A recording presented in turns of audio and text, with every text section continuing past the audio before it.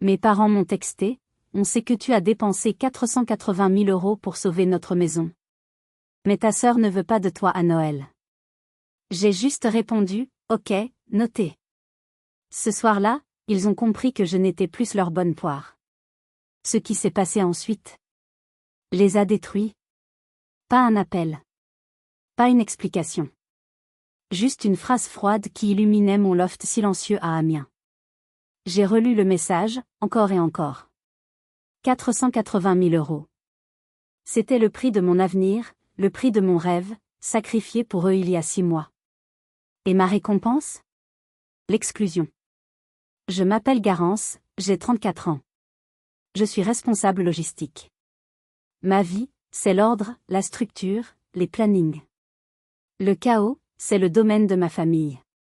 Surtout celui de ma sœur, Flavie. Ce soir-là, j'ai regardé l'écran, la nausée montant en moi. J'ai senti cette colère familière, cette brûlure d'injustice que je ravalais depuis 20 ans. Mais cette fois, quelque chose était différent. La colère a laissé place à un vide. Un vide glacial. J'ai tapé un seul mot. Un seul. Noté. Puis j'ai posé le téléphone. J'ai fermé le chapitre de « Garance la bonne poire ». Ce soir-là, ils ont compris que je n'étais plus leur bonne poire. Ce qui s'est passé ensuite, les a détruits. Ce soir-là, j'ai fermé le chapitre de « Garance la gentille ». Leur Noël parfait est devenu un cauchemar. Et ce n'était que le début. Avant de plonger dans toute l'histoire, cliquez sur « J'aime » et dites-moi dans les commentaires d'où vous m'écoutez. De quelle ville? De quel pays? Il est quelle heure chez vous en ce moment? J'aime lire vos commentaires. Vos histoires me rappellent que je ne suis pas seule. J'habite donc à Amiens. Mon appartement donne sur les Ortillonnages. C'est calme. C'est mon sanctuaire. L'opposé de la maison familiale à Saint-Valery-sur-Somme, à 1 heure de route. Une maison remplie de cris, de drames, et des excuses sans fin de mes parents pour Flavie. Ce texto n'était pas une surprise, pas vraiment. C'était l'aboutissement logique d'une vie entière passée à être la responsable, tandis que Flavie était l'artiste. J'étais celle qui réparait. Elle était celle qui cassait. J'ai regardé la ligne de texte, ta sœur ne veut pas de toi à Noël. Mon propre sang. Dans la maison que j'avais sauvée. J'ai repensé à l'appel téléphonique d'il y a 6 mois. Les pleurs. La panique. La menace de saisie. Et moi, comme une idiote, j'avais tout lâché pour eux. J'ai regardé mon téléphone. Noté. Ils ne savaient pas que ce simple mot, ce simple accusé de réception, venait de signer la fin de leur monde confortable. Ils ne savaient pas que j'avais un dossier. Ils ne savaient pas que j'avais un contrat. Et ils ne savaient certainement pas que la date limite de ce contrat était la semaine de Noël. Pour comprendre ce qui s'est passé à Noël, vous devez comprendre ma famille. Mes parents, Bertrand et Mireille, ont la soixantaine. Ils viennent de prendre leur retraite. Mon père était chef de chantier, un homme de terrain, dur mais juste au travail, faible à la maison. Ma mère était secrétaire médicale, douce, aimante, et complètement aveuglée par ma sœur. Et puis il y a Flavie. Ma petite sœur. 28 ans. L'enfant en or. Depuis qu'elle est née, Flavie est un tourbillon. Charismatique, drôle, magnétique. Elle obtenait tout ce qu'elle voulait avec un battement de cils. Si elle échouait, mes parents disaient qu'elle expérimentait.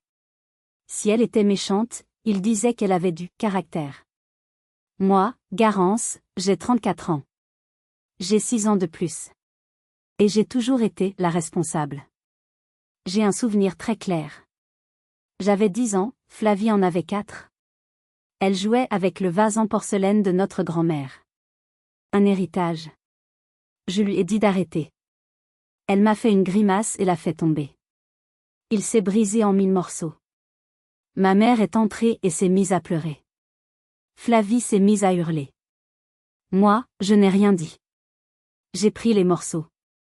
J'ai passé l'après-midi entier, méticuleusement, à recoller chaque éclat avec de la colle forte. C'était un travail de patience, un travail de logistique. Quand j'ai présenté le vase, encore fragile mais entier, à ma mère, elle l'a à peine regardée. Elle a pris Flavie, qui pleurait toujours, dans ses bras et lui a dit, « Ce n'est pas grave, mon trésor. Tu vois, Garance l'a réparé. » Je n'ai pas eu de merci. J'ai juste eu la confirmation de mon rôle. J'étais le service de maintenance. Flavie était le soleil. En grandissant, ce schéma s'est solidifié. Flavie a enchaîné les projets. Elle voulait être photographe, puis céramiste, puis créatrice de contenu, ce qui semblait surtout impliquer de prendre des photos de ses cafés et de ses nouvelles tenues, payées par mes parents. Moi, j'ai fait des études. J'ai trouvé un bon travail. J'ai économisé. Je suis devenue la personne qu'on appelle à minuit quand la voiture tombe en panne ou que le compte en banque est à sec. Mes parents étaient fiers de moi, à leur manière. Ils étaient fiers de ma fiabilité. C'était pratique. Ma fiabilité signifiait qu'ils n'avaient jamais à affronter les conséquences des actes de Flavie. J'étais leur police d'assurance. Leur filet de sécurité. J'étais leur solution. Flavie était leur soleil. Mais un soleil, ça peut brûler. Et j'étais sur le point de leur rappeler à quel point la glace pouvait être froide. Le problème, c'est qu'un filet de sécurité finit par s'user. Et le mien venait de lâcher. Ce n'était pas seulement de l'argent de poche. Les problèmes de Flavie étaient devenus structurels. Et il y a un an, j'ai eu un avant-goût de ce qui m'attendait. Flavie avait décidé de lancer une box par abonnement. Une boîte mensuelle avec des bougies, des thés bio et des bonnes ondes. C'était son grand projet pour devenir millionnaire. Elle avait commandé pour 5 000 € de boîtes d'emballage personnalisées, avec son logo en lettres dorées, à une petite imprimerie locale à Amiens. Un artisan.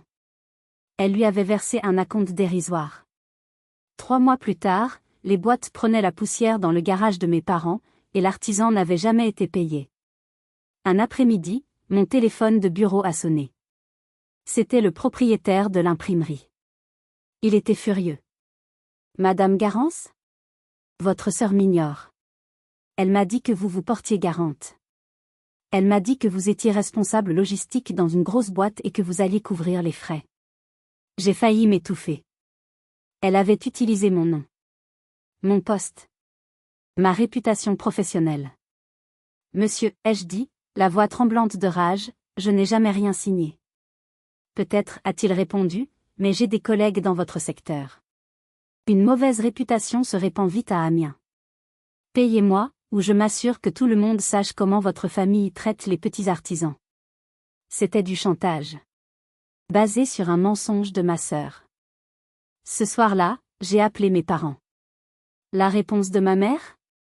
Oh, Garance, ne sois pas si dure. Tu sais comment elle est. Elle est jeune, elle se cherche. Elle ne pensait pas à mal. Elle ne pensait pas à mal. Elle avait juste risqué ma carrière. J'ai payé. J'ai fait un virement de 5 000 €. L'artisan m'a envoyé un email sec, merci. Dommage que votre sœur ne soit pas aussi fiable que vous. J'ai transféré l'email à Flavie. Sa réponse ? Oups. Merci sœurette. Je te revaudrai ça. Je n'ai jamais revu cet argent. Ce n'était que le début. C'était le test. J'avais prouvé que j'étais prête à payer pour éviter l'embarras. J'ai payé. Encore. Pour protéger ma propre réputation. Et vous ? Que auriez-vous fait à ma place ? Auriez-vous payé pour couvrir une sœur comme ça, qui utilise votre nom et votre travail pour ses propres dettes ? Dites-le moi dans les commentaires. J'ai vraiment besoin de savoir si c'est moi qui suis la normale, ou si ma famille a dépassé les bornes. J'ai cru que c'était le pire. 5 000 €. C'était une somme. Mais ce n'était rien comparé à l'appel qui allait bientôt arriver. L'appel qui allait me coûter 480 000 €. 6 mois ont passé depuis l'incident des boîtes. J'avais établi des limites plus strictes avec Flavie, ou du moins, j'essayais. Mais l'appel est arrivé un mardi soir. C'était ma mère. Elle était en larmes. Garance. C'est une catastrophe. C'est ton père, c'est la maison. Mon cœur s'est glacé. Qu'est-ce qui se passe, maman ? On va tout perdre, a-t-elle sangloté. La banque, ils vont saisir la maison. Je suis montée dans ma voiture et j'ai conduit 1 heure jusqu'à Saint-Valery-sur-Somme. J'ai trouvé mes 2 parents assis à la table de la cuisine, l'air plus vieux de 10 ans. Mon père, Bertrand, cet homme que j'avais toujours vu comme un roc, fixait ses mains, vaincu. La vérité est sortie, morceau par morceau. Quand ils ont pris leur retraite, ils ont fait un prêt-relais. C'est un prêt à court terme pour financer des travaux dans la maison, en attendant de débloquer leur épargne retraite. C'était gérable. Mais Flavie est intervenue. Elle les a convaincus que leur fonds de retraite était mort. Elle leur a parlé d'investissement, de projet à haut rendement. En réalité, elle a siphonné leur épargne retraite pour financer ses échecs. Des formations bidons, du matériel photo hors de prix, des voyages pour son inspiration. Quand l'argent de la retraite a disparu, le prêt-relais est devenu un boulet. Et ce n'était pas tout. Flavie avait utilisé leur nom pour contracter plusieurs prêts à la consommation. Des petits prêts de 5 000 €, 10 000 €, pour lancer son affaire. Sauf qu'il y en avait 4. Entre le prêt-relais impayé et les prêts à la consommation accumulés, ils étaient étranglés. La banque avait été patiente, mais elle venait de lancer la procédure de saisie. Ils avaient 3 semaines. « Pourquoi vous ne m'avez rien dit ?» ai-je crié, les larmes de rage montant. Flavie nous avait promis qu'elle allait tout rembourser, a murmuré ma mère. Elle attendait un gros contrat. Un gros contrat. Comme toujours. Mon père a levé les yeux. Garance. On ne sait plus quoi faire. Cette maison, c'est toute notre vie. C'était la maison où j'avais grandi. La maison où j'avais recollé ce vase. La maison pleine de souvenirs, bons et mauvais. Je les ai regardés. 2 retraités terrifiés, ruinés par leur propre enfant gâté. Et Flavie? Elle n'était même pas là. Elle était à Paris pour un shooting. La haine que j'ai ressentie pour elle à ce moment-là était si pure, si froide. Mais la pitié pour mes parents était plus forte. Comme toujours, mon mode logistique s'est enclenché. J'ai sorti un carnet. Combien? Exactement. Le chiffre est tombé. 480 000 €. Ils étaient à quelques semaines de la saisie. De tout perdre. Et, comme toujours, ils se sont tournés vers moi. Mais cette fois, le prix n'était pas de 5 000 €. C'était le prix de mon avenir. 480 000 €. Le chiffre résonnait dans ma tête pendant tout le trajet retour vers Amiens. Ce n'est pas une somme qu'on trouve sous un matelas. C'est le travail d'une vie. Je n'ai pas dormi. Assise dans mon salon, j'ai ouvert mon ordinateur. J'ai regardé mes comptes. Mon assurance vie, mon plan épargne entreprise, mon PEA. J'avais travaillé dur. J'avais 34 ans et j'avais été économe. J'avais construit un petit empire, patiemment, logiquement. Mais tout cela ne suffisait pas. Pas pour 480 000 €. Il y avait une autre ligne dans mon patrimoine. La ligne qui me faisait le plus mal. Un studio dans le quartier Saint-Leu, le cœur historique d'Amiens. Je l'avais acheté il y a 5 ans. Je le louais, mais ce n'était pas seulement un investissement. C'était mon rêve. Mon plan, mon vrai plan, c'était de quitter la logistique un jour. D'ouvrir un petit café-librairie. Un endroit calme, avec du bon café, des livres d'occasion, et une vue sur les canaux. Un endroit où l'ordre et la paix régneraient. C'était ma porte de sortie. C'était ma future vie. Vendre ce studio, c'était vendre ce rêve. J'ai regardé le chiffre. 480 000 €. J'ai pensé à mes parents, à la rue. J'ai pensé à la honte, à l'humiliation pour eux.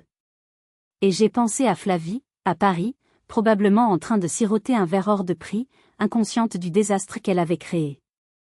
J'ai appelé un agent immobilier à 8 heures du matin. J'ai dit, je dois vendre. Vite. Et je ne négocierai pas le prix à la baisse. En 48 heures, c'était fait. J'ai dû accepter une offre inférieure au marché pour aller vite. La banque a été impitoyable. J'ai liquidé mon assurance vie, payant des pénalités monstrueuses. J'ai vidé mon PEA. J'ai vendu mon rêve. Une semaine plus tard, j'ai signé un chèque de banque au notaire. La maison de Saint-Valéry était sauvée. Mes parents pleuraient. Garance, tu es notre ange gardien. On ne l'oubliera jamais. On te le revaudra. Flavie m'a envoyé un texto. Incroyable Serette. T'es la meilleure. On est sauvés. J'ai regardé mon compte en banque. Il était vide. Mon studio était vendu. Mon rêve était parti. J'ai répondu à Flavie, oui. On est sauvés. Je n'ai jamais reçu un centime de remboursement. Ni d'elle, ni de mes parents. J'ai pensé qu'en sacrifiant mon rêve, je gagnerais enfin leur respect. J'ai cru que cela changerait tout. J'étais tellement naïve. 6 mois plus tard, j'étais devenue l'étrangère qui payait les factures. Et ils s'apprêtaient à me bannir de la maison même que j'avais achetée. Mais je n'étais pas si naïve. Ou du moins, mon avocat ne l'était pas. Quand j'ai annoncé que j'allais vendre mon studio pour payer leurs dettes, la seule personne qui a gardé la tête froide, c'est Maître Corbin. Maître Corbin est mon avocat à Amiens. Un homme petit, méticuleux, qui porte des lunettes cerclées. Il gère mes affaires immobilières. Quand je lui ai expliqué la situation, il n'a pas sourcillé. Garance, m'a-t-il dit calmement, je comprends la détresse familiale. Mais 480 000 euros, ce n'est pas un cadeau. C'est un rachat. Vous n'allez pas leur donner cet argent. Vous allez racheter la maison. J'étais confuse. Mais, c'est pour les sauver. On les sauve, a-t-il corrigé, en s'assurant que vous soyez protégés. S'ils font faillite demain, la maison que vous avez payée sera saisie avec le reste, sauf si elle est légalement à votre nom. Ce n'est pas de la méfiance, Garance. C'est de la protection. Il a été brillant. Il a structuré l'opération non pas comme un don, mais comme une vente. J'ai officiellement racheté la maison à la banque pour le montant exact de leur dette. La maison de Saint-Valéry-sur-Somme m'appartenait. Le jour de la signature chez le notaire était surréaliste. Mes parents étaient là, tremblants, soulagés. Ils pleuraient de gratitude. Merci, merci Garance. Tu es notre sauveuse. On signe tout ce que tu veux. Ils n'ont pas lu une seule ligne. Et Flavie était là. Pourquoi? Parce que Maître Corbin avait insisté pour qu'elle soit présente. Mais Flavie s'ennuyait. Elle n'écoutait pas le notaire lire les clauses. Elle était sur son téléphone. Je l'ai vue, du coin de l'œil, en train de filmer la scène en cachette. Probablement pour une story Instagram. Moment émotion, #famille #sauvetage. Elle était écœurante. Maître Corbin, d'une voix neutre, a dit, et nous aurons besoin d'un témoin pour signer l'acte additionnel. Il s'est tourné vers Flavie. Cet acte additionnel était le génie de Corbin. Ce n'était pas l'acte de vente principal, mais un accord entre moi et mes parents. Il stipulait que je leur accordais un droit d'usage et d'habitation gratuit, pour une durée de 6 mois. 6 mois. Une période de grâce. Passé ce délai, il devait soit me racheter la maison à sa valeur marchande, soit commencer à me payer un loyer mensuel, comme n'importe quel locataire. Flavie a levé les yeux de son téléphone, agacée. Quoi? Oui, c'est bon. Elle a attrapé le stylo. Elle a signé, lu et approuvé, et a apposé sa signature au bas de la page, juste en dessous de mes parents. Elle a signé en tant que témoin de l'accord. Elle a signé son nom sur le document qui allait causer sa chute, sans même lire le paragraphe décrivant la date limite. Et personne, à ce moment-là, ne s'est souvenu de ce détail. Sauf moi. Et Maître Corbin. Les premières semaines après la signature, l'ambiance était à la gratitude. Ma mère m'appelait tous les jours. Mon père m'envoyait des photos des petits travaux qu'il faisait dans ma maison. Puis, lentement, les choses sont revenues à la normale. La normale de ma famille. Flavie, remise de ses émotions et de ses dettes, a recommencé à briller. Elle avait un nouveau projet excitant. Mes parents étaient à nouveau sous son charme. Les appels quotidiens de ma mère se sont espacés. Puis j'ai commencé à voir les photos sur Facebook. Des photos de dîner le dimanche à Saint-Valéry. Quel beau moment en famille, écrivait ma mère. Je n'avais pas été invitée. Quand j'ai demandé, ma mère a bafouillé. Oh, ma chérie, c'était improvisé. Et puis, on sait que tu es si occupé avec ton travail à Amiens. Occupé. C'était la nouvelle excuse. Un week-end, ils sont partis, se reposer, au Touquet. Flavie, Bertrand, et Mireille. J'ai vu les photos. Ils avaient l'air si heureux. Je n'étais plus l'ange gardien. J'étais redevenu le compte en banque. Maintenant que le compte était vidé et que le danger était passé, on pouvait me remettre au placard. Cette exclusion ravivait une douleur plus ancienne, plus profonde. Mon ancienne relation sérieuse, Antoine, s'était terminée il y a 2 ans. Antoine était un homme bien. Stable. Gentil. Mais il n'en pouvait plus. Je me souviens de notre dernière dispute. Je ne peux pas rivaliser avec ta famille, Garance, m'avait-il dit, l'air épuisé. Je ne peux pas construire un avenir avec quelqu'un qui est constamment en état d'alerte. Tu n'es pas leur fille. Tu es leur pompier. Tu passes ton temps à éteindre les incendies qu'ils allument. Et le pire? C'est que tu finis toujours par sentir la fumée. Il avait rompu. J'avais eu le cœur brisé. Mais j'avais dit à mes parents que c'était à cause du travail. Je les protégeais, encore. Maintenant, assise seule dans mon appartement à Amiens, regardant les photos de leur week-end heureux sans moi, les mots d'Antoine me revenaient. Tu finis toujours par sentir la fumée. Il avait raison. J'étais l'étrangère qui avait payé pour que la fête continue. Mais je n'étais pas invitée à la fête. Je commençais à me demander si Antoine n'avait pas eu raison sur toute la ligne. C'est à ce moment-là que le texto est arrivé. Le texto de minuit. Le texto qui disait « Ne viens pas à Noël ». Si vous êtes arrivé jusqu'ici, laissez un commentaire pour nous dire ce que vous auriez fait à la place du personnage principal. Vous pouvez aussi écrire simplement le chiffre 1 pour montrer que vous suivez encore. Et dites-nous, vous regardez cette histoire depuis quelle région ou quel pays?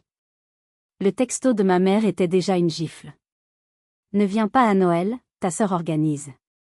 J'étais encore en train de le digérer, assise dans le silence de mon loft, quand mon téléphone a vibré à nouveau. Cette fois, c'était Flavie. Son message était plus court. Plus méprisant.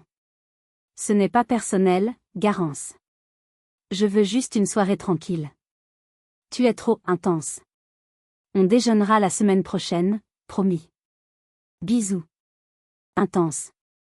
J'ai fixé ce mot. Intense. Ce mot. C'était le mot exact qu'Antoine avait utilisé. Tu es trop intense avec ta famille, Garance. Tu prends tout trop à cœur. Pour eux, intense était un mot de reproche. C'était un synonyme pour gênante. Désagréable. Celle qui pose les vraies questions. Je n'étais pas intense quand j'ai signé le chèque de 5 000 € pour ces boîtes. Je n'étais pas intense quand j'ai liquidé mon assurance vie et vendu mon rêve, mon studio à Saint-Leu. Je n'étais pas intense quand j'ai sauvé leur maison de la saisie. Non. À ce moment-là, j'étais fiable. J'étais l'ange gardien. Mais maintenant que je portais le poids de ce sacrifice, maintenant que j'étais épuisé financièrement et émotionnellement, maintenant que je n'avais plus rien à donner. J'étais intense. J'ai soudain compris. J'ai compris pourquoi elle ne voulait pas de moi à Noël. Flavie avait un nouveau partenaire d'affaires. Un type qu'elle avait rencontré à Paris, qui devait, selon elle, investir dans sa nouvelle marque. Elle l'avait invité pour le réveillon de Noël à Saint-Valéry. Elle voulait lui vendre l'image de la famille parfaite, stable, vivant dans une magnifique maison en bord de mer. Elle ne pouvait pas prendre le risque que moi, Garance, la responsable logistique, je sois là. Moi, avec mes questions logiques. Moi, qui pourrais demander à cet investisseur de voir ses bilans financiers. Moi, qui étais la seule personne dans cette famille qu'elle ne pouvait pas manipuler. J'étais intense, parce que j'étais la seule à voir clair dans son jeu. Une vague m'a submergée. Mais ce n'était pas de la colère. Ce n'était pas de la tristesse. C'était une clarté. Une clarté froide, pure, et tranchante comme de l'acier. J'ai regardé son message. On déjeunera la semaine prochaine. La promesse vide d'une manipulatrice. J'ai répondu à ma mère, notez. Puis j'ai répondu à Flavie, notez. Et je me suis levée pour aller ouvrir mon coffre-fort. Je ne me sentais plus en colère. Je ne me sentais plus triste. Je me sentais opérationnelle. Mon travail consiste à gérer des problèmes complexes, des chaînes d'approvisionnement rompues, des entrepôts en crise. Je ne panique pas. J'analyse, je planifie, j'exécute. Et cette famille était une chaîne d'approvisionnement rompue. Je me suis dirigée vers mon armoire. Au fond, sous une pile de vieux draps, il y avait un petit coffre-fort ignifugé. Je l'ouvrais rarement. J'ai composé le code. L'intérieur contenait quelques bijoux de ma grand-mère, mon passeport, et un dossier. Un dossier bleu marine. Je l'ai sorti et l'ai posé sur mon bureau, sous la lumière froide de ma lampe. Contrat d'usage et d'habitation. Je l'ai ouvert. J'ai lu les lignes que je connaissais par cœur. Celles que Maître Corbin m'avait fait répéter. Le présent droit d'usage et d'habitation est consenti à titre gratuit pour une durée fixe et non renouvelable de 6 mois, prenant effet à la date de signature des présentes. J'ai regardé la date de signature.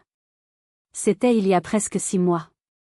À l'expiration de cette période, soit le 25 décembre, les occupants s'engagent, soit, A. Racheter le bien à sa valeur marchande, soit, B. Signer un contrat de bail locatif aux conditions du marché, ou à défaut, libérer les lieux.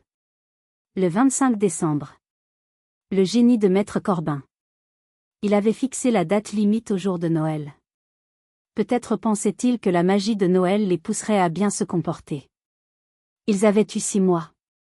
6 mois pour me parler d'un plan de remboursement. 6 mois pour commencer à économiser.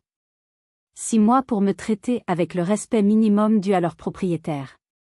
Au lieu de cela, ils avaient passé 6 mois à m'exclure, à m'ignorer, et à vivre gratuitement dans ma maison. Et maintenant, ils m'interdisaient d'y entrer. J'ai caressé le papier. J'ai vu les signatures. Celle de mon père, tremblante. Celle de ma mère, illisible. Et celle de Flavie. Nette. Arrogante. Témoin, Flavie, non. Ils avaient tous signé. J'ai regardé le texto de Flavie. Tu es trop intense, point. Ils avaient confondu mon silence avec mon acceptation, ai-je pensé. Ils m'ont prise pour un distributeur automatique. Puis pour un paillasson. J'ai pris le dossier bleu. J'ai pris mon téléphone. Ils allaient apprendre la différence entre ma gentillesse et ma patience. Ma gentillesse était peut-être sans limite, mais ma patience, elle, avait une date d'expiration. Et elle expirait le 25 décembre. Le timing était parfait. Avant d'appeler Maître Corbin, j'ai ouvert mon ordinateur portable. Je me suis connecté à mon disque dur sécurisé. J'ai ouvert un dossier. Un seul mot, preuve. En tant que responsable logistique, mon métier est de tout documenter. C'est une déformation professionnelle. Je garde les reçus. Je classe les emails. Je suis l'archiviste de ma propre vie. Dans ce dossier, il n'y avait pas seulement le contrat de la maison. Il y avait la facture de 5 000 € de l'imprimerie d'Amiens, marquée « Payée par Garance ». Il y avait les relevés de cartes de crédit de mes parents des 3 dernières années, que ma mère m'avait donnés lors de la crise, ceux que j'avais analysés pour trouver les fuites. J'avais surligné chaque transfert. Des milliers d'euros. Flavie, projet musique. Flavie, formation photo. Flavie, achat matériel. Il y avait les copies des prêts à la consommation que Flavie avait contractés au nom de nos parents. J'avais tout. Pas par méchanceté. Au début, je les gardais juste pour comprendre. Pour me prouver à moi-même que je n'étais pas folle, que l'argent disparaissait vraiment. Je les gardais parce que j'étais la seule témoin de la vérité. Maintenant, ces preuves étaient devenues autre chose. Elles étaient devenues ma justification. Il était presque 1 heure du matin. J'ai appelé le numéro d'urgence de Maître Corbin. Il a décroché à la 2e sonnerie, la voix pâteuse de sommeil. Garance ? Tout va bien ? Un problème avec l'appartement ? Non, maître, ai-je dit, ma voix parfaitement calme. Mais ça va l'être. Je veux que vous lanciez la procédure. Un silence. Il était réveillé. Laquelle ? La maison de Saint-Valéry. Le contrat de 6 mois. Il expire la semaine prochaine. Un autre silence, plus long. Il comprenait ce que je demandais. Garance, vous êtes sûr? C'est Noël. Ils viennent de m'interdire de venir à Noël. Dans la maison que j'ai payée. Parce que ma sœur me trouve trop intense, point. Maître Corbin a poussé un long soupir. Je vois. Je veux que vous prépariez la notification officielle, ai-je continué, méthodiquement. La mise en demeure. Option A, rachat. Option B, paiement du premier loyer. Avec une date d'effet immédiate au 26 décembre. Et le dossier de preuve, a-t-il demandé. Préparez une copie, ai-je dit. Une copie complète. Je veux que tout soit joint à la notification. Quand est-ce que je l'envoie? J'ai regardé par la fenêtre les lumières d'Amiens. Pas par la poste. Par coursier. Je veux une remise en main propre. Quand, a-t-il répété. Le matin de Noël. Vers 11h30. Juste au moment où les invités arrivent. Maître Corbin a hésité. C'est le jour de Noël, Garance. Je sais, ai-je répondu. C'est pour ça. J'ai raccroché, et pour la première fois depuis 6 mois, j'ai respiré. Le matin du 25 décembre est arrivé avec un ciel gris et bas sur la Picardie. À Saint-Valery-sur-Somme, dans ma maison, l'ambiance devait être à la fête. Flavie était en plein dans son élément. Elle jouait la NCH non, maîtresse de maison, parfaite. Elle avait passé des semaines à planifier ce repas. C'était son grand moment pour impressionner son partenaire d'affaires, cet homme de Paris qui devait financer sa prochaine idée fumeuse. Elle devait porter une robe en velours rouge, celle que j'avais vue sur le relevé de carte de crédit de ma mère le mois dernier. Elle devait donner des ordres à mes parents, qui couraient dans la cuisine, à moitié épuisés, à moitié fiers de leur fille si créative. Ils ne savaient pas qu'un coursier avait quitté Amiens à 10h30. Ils ne savaient pas non plus où j'étais. Je n'étais pas chez moi à Amiens, à pleurer sur mon sort. J'avais conduit. J'avais pris une chambre à l'hôtel de la Baie, à Saint-Valery même. Une chambre avec une vue imprenable sur la baie Grise. Une distance de sécurité. Assez proche pour agir, assez loin pour être en paix. J'ai commandé un petit déjeuner complet au service d'étage. Du café, des croissants, des œufs.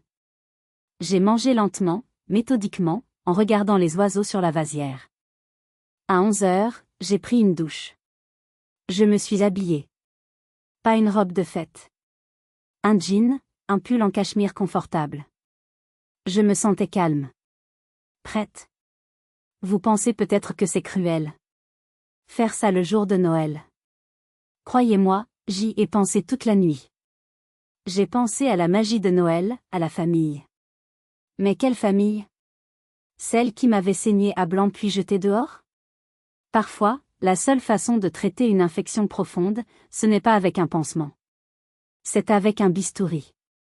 C'était le seul moyen de briser le cycle de dysfonctionnement, de manipulation financière et de déni qui rongeait ma famille. C'était le seul médicament pour guérir cette maladie familiale. J'ai regardé ma montre. 11h29. Mon téléphone a vibré sur la table de nuit. Un message texte de Maître Corbin. Le coursier est en route. Remise prévue dans 5 minutes. Joyeux Noël, Garance. J'ai pris ma tasse de café. Je me suis assise près de la fenêtre. Le spectacle pouvait commencer. À 11h30, dans la maison de Saint-Valery, la fête battait son plein. Les invités arrivaient. Le fameux partenaire de Flavie était là. Un homme dans la quarantaine, costume cher, sourire trop lisse. Flavie paradait, lui servant du champagne, lui montrant la magnifique maison familiale. Ma mère, Mireille, discutait avec une voisine. Je peux imaginer la conversation. La voisine a dû demander, et Garance? Elle n'est pas là? Et ma mère, avec ce ton doux et protecteur qu'elle utilisait toujours pour excuser Flavie, a dû répondre, oh, tu sais. Garance, elle est un peu intense en ce moment. Elle avait besoin de rester seule. Le travail. Le travail. Toujours le travail. C'est à ce moment-là que la sonnette a retenti. Flavie, du milieu du salon, a lancé, sans même se tourner, « Maman, va ouvrir. Ça doit être les huîtres. » Ma mère s'est essuyé les mains sur son tablier et s'est dirigée vers l'entrée. Ce n'étaient pas les huîtres. Sur le seuil se tenait un homme en tenue de coursier, casque à la main, tenant une grande enveloppe cartonnée, rigide, format A4. « Bonjour madame. Document juridique pour monsieur Bertrand et madame Mireille, nom de famille, point. » Ma mère a cligné des yeux. « Juridique ? Vous êtes sûre ? Il doit y avoir une erreur. » « Non, madame. C'est bien l'adresse. J'ai besoin d'une signature, s'il vous plaît. » Le mot « juridique » a fait baisser la musique d'un cran. Mon père s'est approché de l'entrée. Flavie s'est retournée, agacée par l'interruption. Ma mère a signé, confuse. Le coursier lui a tendu l'enveloppe et est reparti sans un mot. Elle tenait l'enveloppe comme si c'était un animal mort. Mon père l'a regardée. « Qu'est-ce que c'est, Mireille ?» Elle a regardé l'expéditeur. Le logo était imprimé dans le coin supérieur gauche. « Bertrand » a-t-elle murmuré, sa voix soudainement faible. C'est de maître Corbin. L'avocat de Garance. Le silence dans le salon est devenu total. Le partenaire de Flavie a levé un sourcil, curieux. Flavie s'est approchée. Quoi encore ? Elle ne va pas nous gâcher Noël avec ses états d'âme. Ouvre, a dit mon père, sa voix soudainement rauque. Ma mère a déchiré l'enveloppe. La fête était terminée. Ma mère a sorti les documents de l'enveloppe. La première page était une lettre. Simple. Directe. Rédigée par maître Corbin.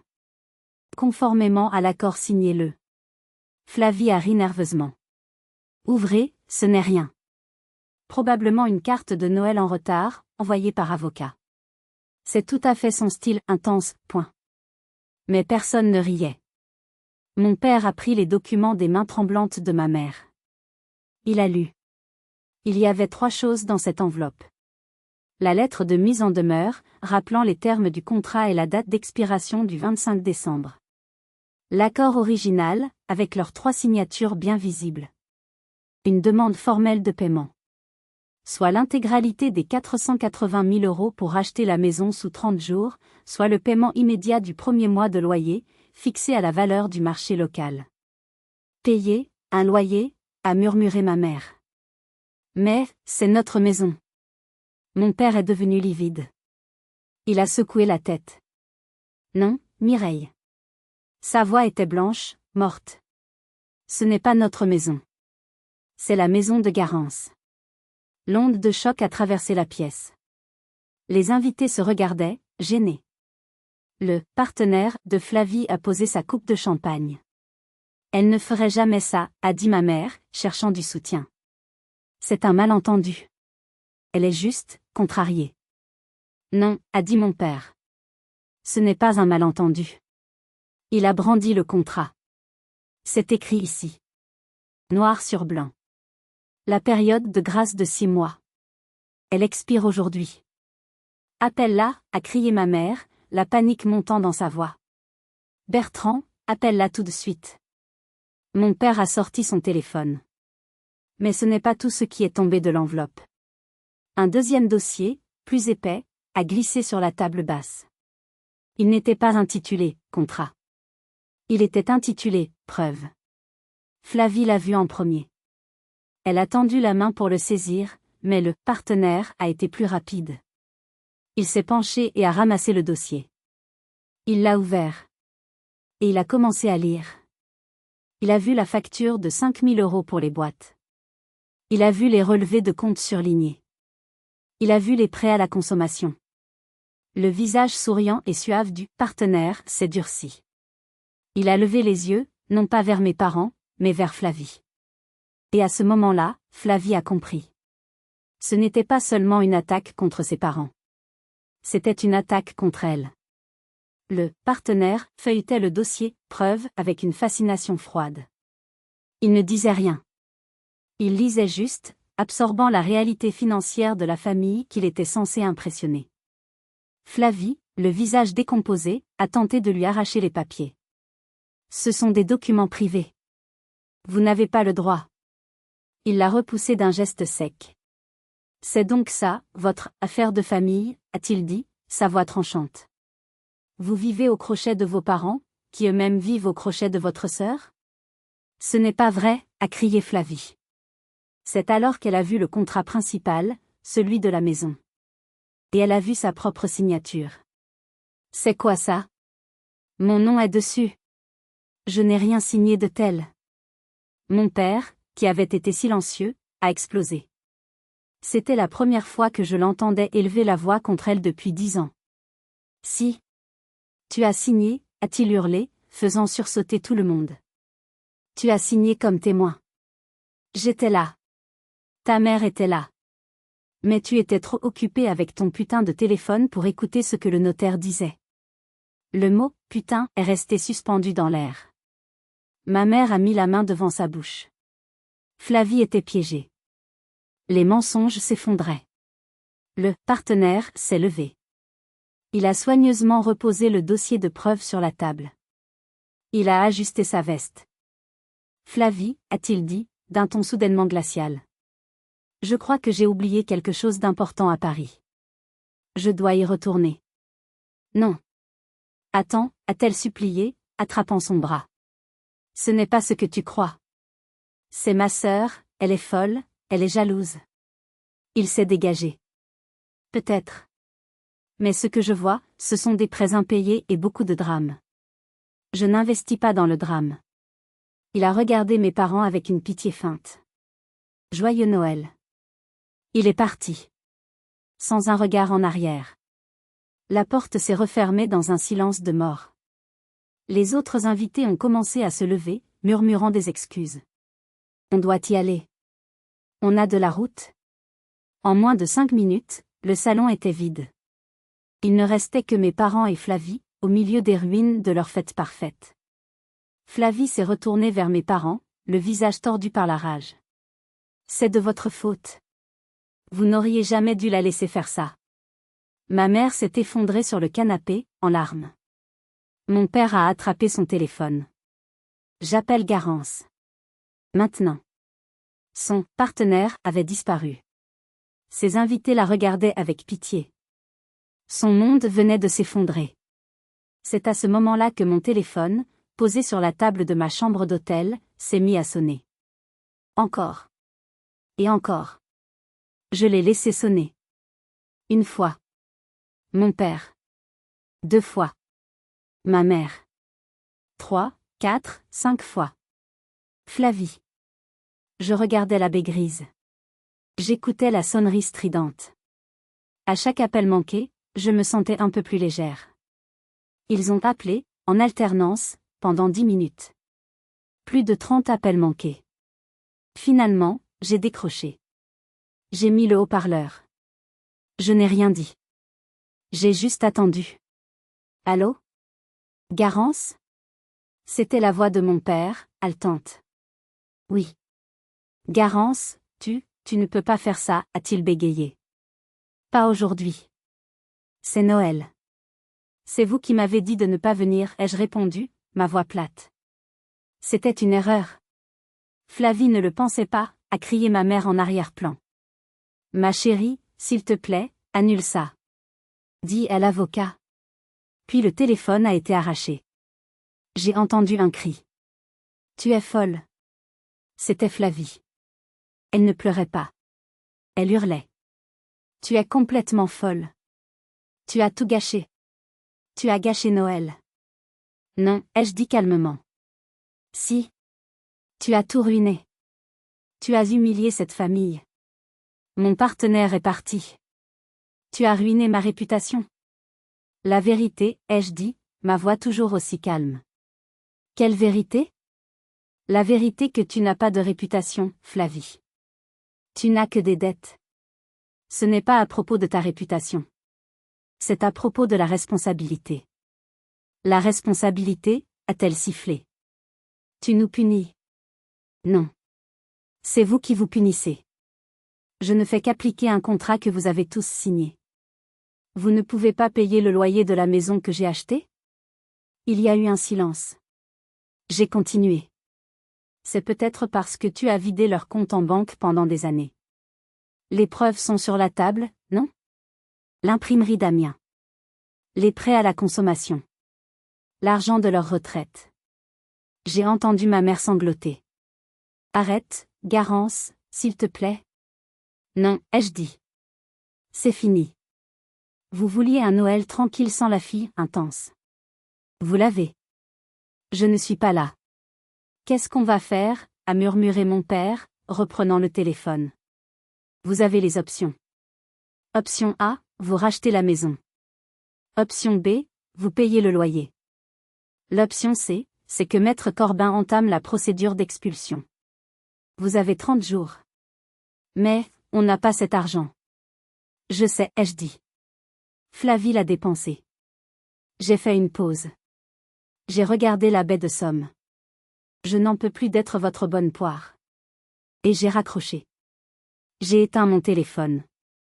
J'ai regardé la baie de Somme. Le silence dans ma chambre d'hôtel était total. Mais dans cette maison, à quelques kilomètres de là, le chaos ne faisait que commencer. Je n'ai pas rallumé mon téléphone avant le lendemain soir. Le chaos, m'a dit plus tard la voisine, avait été total. La fête s'était transformée en tribunal familial. Pour la première fois de leur vie, mes parents ont été forcés de regarder la vérité en face. Le dossier « preuve » était posé sur la table, et ils ne pouvaient plus l'ignorer. La colère de Flavie s'est transformée en panique, puis en accusation. Mais pour la première fois, ses larmes n'ont pas fonctionné. La réalité des chiffres était trop brutale. Ils n'ont pas rappelé pour me supplier. Ils n'ont pas rappelé pour que je répare ça. Le silence qui a suivi était lourd, épais. Une semaine plus tard, mon père m'a appelé. Pas sur mon portable. Sur ma ligne fixe, au bureau. Sa voix était celle d'un vieil homme. Garance. Papa. Nous allons vendre la maison, a-t-il dit, sans préambule. J'ai attendu. J'ai lu les preuves. Celles que ton avocat a envoyées. Il a pris une grande inspiration. Je ne savais pas. Pas tout. Je suis désolé. C'était la première fois en 34 ans qu'il me présentait des excuses sincères. Nous allons vendre, a-t-il répété. Maître Corbin va s'en occuper. Tu récupéreras ton argent. L'intégralité. Et vous, ai-je demandé, sans émotion. Nous allons prendre un petit appartement à Abbeville. Plus petit. C'est ce qu'on aurait dû faire depuis le début. Et Flavie? Un long silence. Flavie va devoir se trouver un vrai travail. Je ne peux plus. Il a tenu parole. La maison a été vendue. J'ai récupéré mes 480 000 euros. Mes parents ont pris le reste et ont déménagé. Flavie a disparu des réseaux sociaux. Moi, j'ai continué ma vie à Amiens. J'ai continué mon travail. Mon compte en banque s'est rempli à nouveau. Mais quelque chose avait changé. Le poids sur mes épaules avait disparu. Quelques mois plus tard, je me promenais le long du quai Bellu, dans mon quartier de Saint-Leu. Le quartier où j'avais vendu mon studio. Je suis passé devant une petite boutique vide. Une vitrine poussiéreuse. Il y avait une pancarte, à louer, à vendre, accrochée à la porte. Je me suis arrêté. J'ai regardé l'intérieur. C'était petit, mais il y avait de la lumière. Je pouvais imaginer des étagères de livres ici. Une machine à café là. J'ai pensé à mon rêve. Le café-librairie. J'ai sorti mon téléphone et j'ai pris le numéro en photo. Ce n'était plus un sacrifice. C'était un plan. Si vous étiez à ma place, qu'auriez-vous fait? Auriez-vous pardonné? Ou pensez-vous que la seule façon de guérir était de couper les ponts?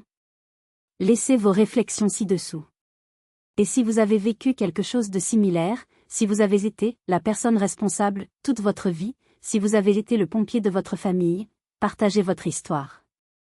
Nous sommes une communauté, et vos histoires comptent. N'oubliez pas de vous abonner pour plus d'histoires comme celle-ci. Merci de m'avoir écouté.